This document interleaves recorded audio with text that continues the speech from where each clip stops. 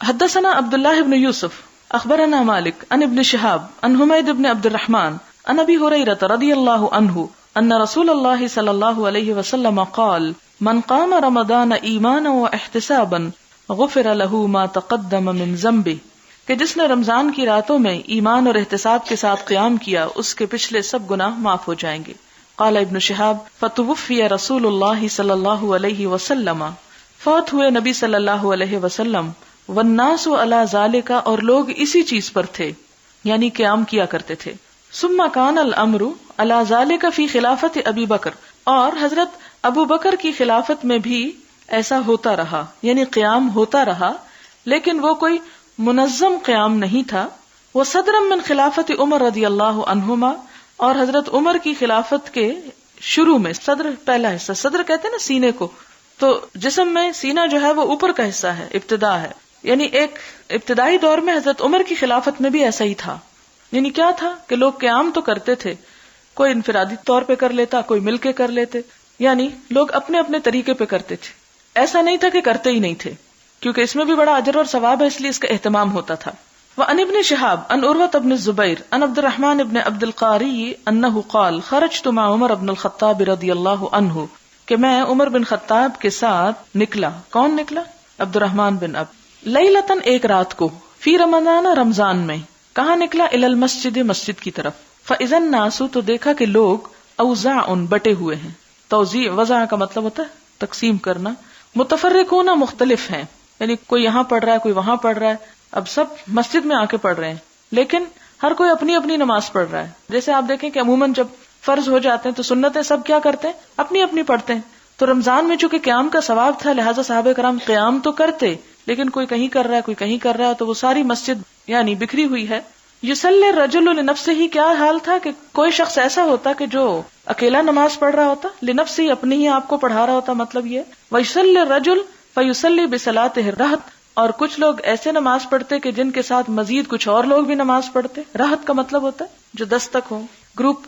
فقال عمر، تو حضرت عمر کہتے ہیں، انی ارا، میں یہ دیکھ رہا ہوں، میرا یہ خیال ہے، میں یہ اب سوچ رہا ہوں، لو جمعت ہؤلاء، کہ اگر میں جمع کر دوں ان سب لوگوں کو، یہ جو بکھرے بکھرے نماز پڑھ رہے ہیں، علی قارئ واحد، ایک قاری پر، لکان امثل، تو یہ زیادہ مثالی بات ہوگی، زیادہ اچھا ہوگا۔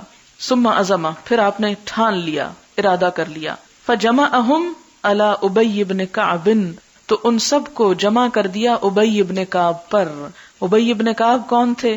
قرآن کے بہت جاننے والے، اور آیت الکرسی کی فضیلت میں ایک بات آتی ہے کہ آپ صلی اللہ علیہ وسلم نے ایک مرتبہ پوچھا کہ قرآن پاک کی سب سے عظیم آیت کون سی ہے؟ تو ابی بن کعب نے کہا کہ آیت الکرسی۔ تو آپ صلی اللہ علیہ وسلم نے فرمایا، ابو المنذر، تمہیں تمہارا علم مبارک ہو۔ تو یہ ابی بن کعب ہی تھے، ابو المنذر۔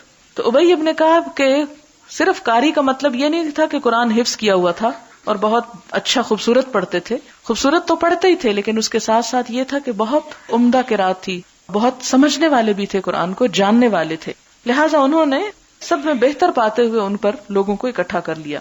ثم خرجت معه لیلۃ، کہتے پھر میں ایک رات آپ کے ساتھ نکلا۔ اخرى، ایک اور، والناس یصلون بصلاۃ قارئہم، تو لوگ اپنے قاری کے ساتھ نماز پڑھ رہے تھے۔ قال عمر، عمر کہتے ہیں، نعم البدعۃ ھذہ، کتنا اچھا طریقہ ہے یہ، کتنی اچھی ایجاد ہے یہ۔ واللتی ینامون عنہا، اور وہ لوگ جو سو رہے ہیں اس وقت، افضل من اللتی یقومون، زیادہ اچھے ہیں ان سے جو اس وقت قیام کر رہے ہیں۔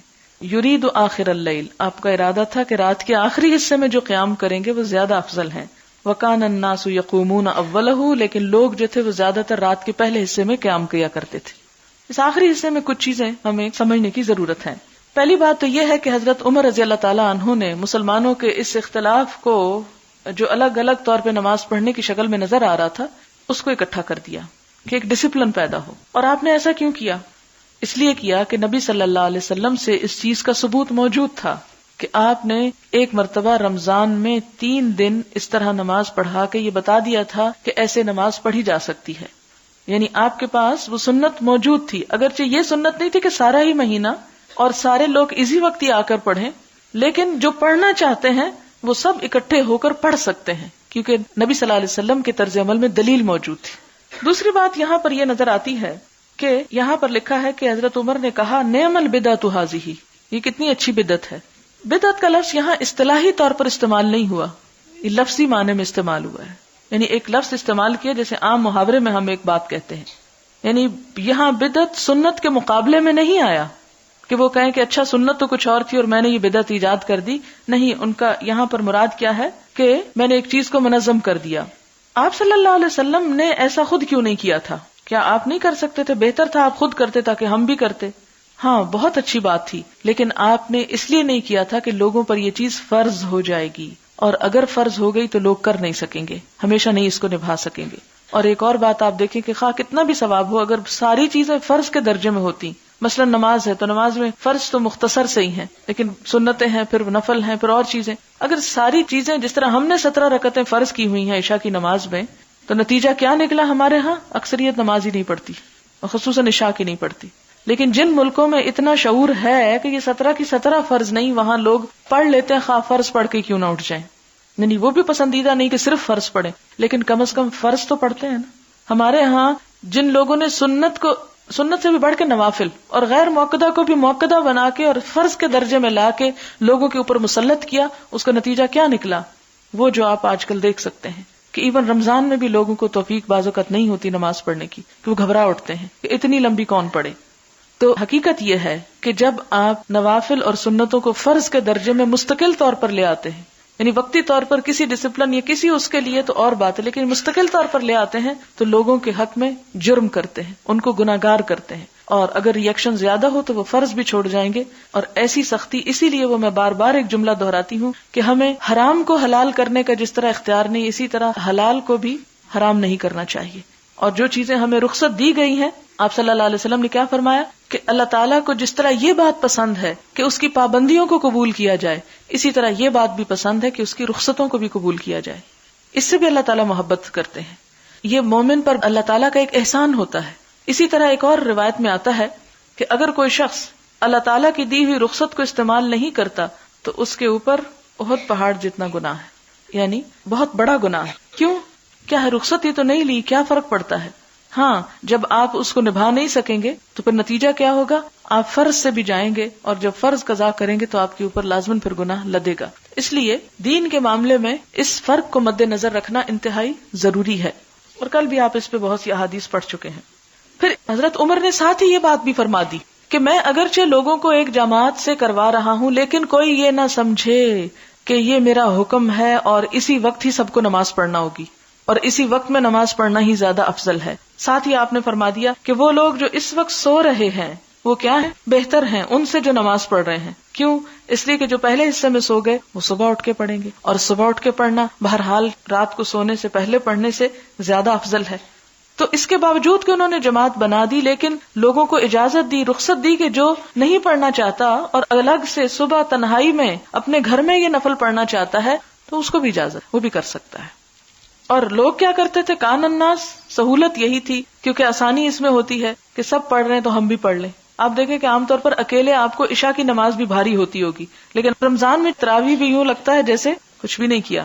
اس میں بنیادی وجہ یہ ہوتی ہے کہ جب آپ سب کے ساتھ مل کے پڑھتے ہیں تو وہ بڑی ہلکی ہو جاتی ہے نماز. جب آپ اکیلے پڑھتے ہیں تو آپ دیکھیں کہ نہ آپ کا وہ خشوع و خضوع بنے گا، نہ آپ اتنا قرآن سن سکتے ہیں، نہ آپ کے اندر وہ محبت اور وہ استقامت بھی نہیں آتی. اکیلے کام کرنے میں وہ استقامت نہیں آتی.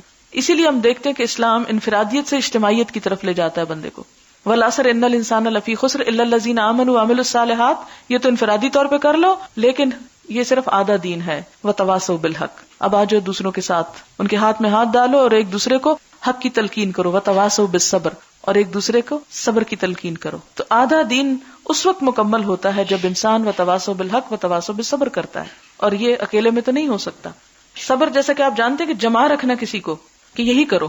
مثال کے طور پر آپ اکٹھے ہو کے پڑھ رہے ہیں، اگر ایک دن کوئی نہیں آیا تو آپ کو فکر ہوگی اچھا کیوں نہیں آیا. آپ اس سے پوچھتے ہیں کیا بنا، تم بیمار ہو؟ اگر وہ بیمار ہے تو ٹھیک، آپ اس کی عادت کریں یا اس کی مدد کریں، اور اگر وہ تندرست ہے اور بلا وجہ صرف شیطان کے بہلانے پسلانے سے وہ نہیں پہنچا تو آپ اس کو کھینچ لائیں. اس طرح ایک شخص جو صرف اپنی کسی ذاتی تھوڑی سی من گھڑت مجبوری کی وجہ سے، جو انسان کے نفس کی بعض اوقات خواہش ہوتی ہے، اس کی وجہ سے جب انسان ایک قدم پیچھے ہٹاتا ہے تو دوسرے پکڑ کے اس کو کھینچ لیتے ہیں. وہ آپ نے مثال پڑھی ہوگی کیکڑے کی کہ وہ اگر ایک بار نکلنے لگتا ہے تو دوسرا پکڑ کے اس کو ٹوکری میں واپس لے آتا ہے.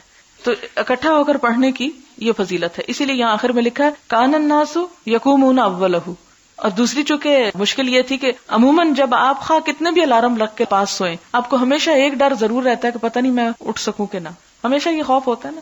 اور بعض اوقات یہ سچ ہو جاتا ہے کیونکہ ہمیشہ ہی رمضان میں ایک آدھ سحری تو ایسی ہوتی ہے کہ جو بغیر کھائے روزہ رکھا جاتا ہے کہ آنکھ نہیں کھلتی. تو اس میں بہتر ہے کہ آنکھ نہ کھلے اور آپ کچھ بھی نہ پڑھیں تو آپ اول رات میں ہی پڑھ کے ثواب لے لیں، کیونکہ بخشش کا وعدہ ہے اور رمضان میں بخشش تو کروانی ہے نا، پوری کوشش کرنی، پورا زور لگانا ہے کہ بخش دیے جائیں، کیونکہ اگر نہ بخشش کرا سکے تو الٹا اور مشکل پڑ جائے گی، زیادہ بڑی مصیبت ہے وہ. پھر اسی طرح یہ ہے کہ ایک اور روایت میں یہ بھی ملتا ہے کہ ابی ابن کعب مردوں کی جماعت کراتے تھے اور تمیم الداری عورتوں کی جماعت کراتے تھے، جس سے یہ پتہ چلتا ہے کہ عورتوں کی جماعت ایک مرد بھی کرا سکتا ہے. یعنی قرآن کا جو حافظ ہو وہ اگر اکیلا آگے کھڑا ہے اور پیچھے سب عورتیں ہیں تو ایسے میں نماز ہو جائے گی. یہ یہاں تو حدیث بخاری میں تو نہیں لکھی، لیکن ایک اور جگہ پر یہ روایت ملتی ہے حضرت عمر ہی سے کہ آپ کے دور میں ہی ایسا ہوا. پھر یہاں تک ملتا ہے کہ جو نابالغ بچے ہوتے ہیں ان کے پیچھے بھی نماز ہو جاتی ہے. ایک بچے کے بارے میں تو اس کا نام مجھے یاد نہیں، وہ کہیں پڑھیں کہ آپ کے بہت چھوٹی عمر میں اس نے قرآن حفظ کر لیا اور وہ عورتوں کی امامت کرایا کرتا تھا. پھر اسی طرح یہ ہے کہ عورت بھی عورتوں کی امامت کرا سکتی ہے اگر قرآن حفظ کیا ہوا ہے. ادروائز تو قرآن حفظ کر کے صرف خود پڑھ لینے کا تو کوئی فائدہ نہیں، پھر آپ کتاب سے ہی پڑھ لیا کریں. اگر آپ حفظ کر کے تو سناتے نہیں، تو اصل چیز یہی ہے کہ انسان اپنی نمازوں میں بھی پڑھے، اور تنہا تو پڑھنا بہت مشکل ہو جاتا ہے اور عام دنوں میں بھی اتنا وقت نہیں ہوتا، تو رمضان میں کم از کم اس کا جیسے آپ صلی اللہ علیہ وسلم دور کیا کرتے تھے تو اس طرح ایک دور بھی ہو جاتا ہے. پھر اسی طرح یہ کہ اگر کوئی بھی کسی بستی میں حافظ نہیں ہے تو وہ صرف اس لیے اس عمل کو نہ ترک کرے، وہ کیا کریں، وہ دیکھ کے بھی پڑھ سکتے ہیں، جیسے حضرت عائشہ کے جو غلام زکوان تھے وہ پڑھا کرتے تھے. پھر اسی طرح یہ کہ کتنی رکعتیں، تو اس میں صحیح ترین روایت تو وہی ہے جو حضرت عائشہ کی ہے 11 رکعتوں والی، اور ایک میں 13 کی بات بھی ملتی ہے، اور وہ اس صورت میں جب وتر میں اضافہ ہو جائے، وتر کی تعداد بڑھ جائے. اور اس کے علاوہ ہم دیکھتے ہیں کہ مختلف ائمہ سے جو چیزیں منقول ہیں وہ 11 بھی ہیں، 21 بھی ہیں، 20 بھی ہیں، 23 بھی، 36 بھی، 39 بھی، 40 بھی، 38 بھی، 34 بھی، 24 بھی، 16 بھی. یہ سب کیا ہے؟ یہ چونکہ نفل نماز ہے اس لیے کسی نے کچھ کیا اور کسی نے کچھ، لیکن حضور صلی اللہ علیہ وسلم نے کیا کیا وہ آپ کے سامنے آپ خود پڑھ چکے ہیں. اس سے ہمیں کیا پتہ چلتا ہے؟ اگر کوئی شخص سنت کو فالو کرنا چاہتا ہے تو وہ آپ ہی کے طریقے کو دیکھے، لیکن اگر کوئی اپنی انفرادی عبادت ویسے ہی نوافل وغیرہ پڑھنا چاہتا ہے تو اس پر پابندی نہیں، وہ 40 بھی پڑھ لے.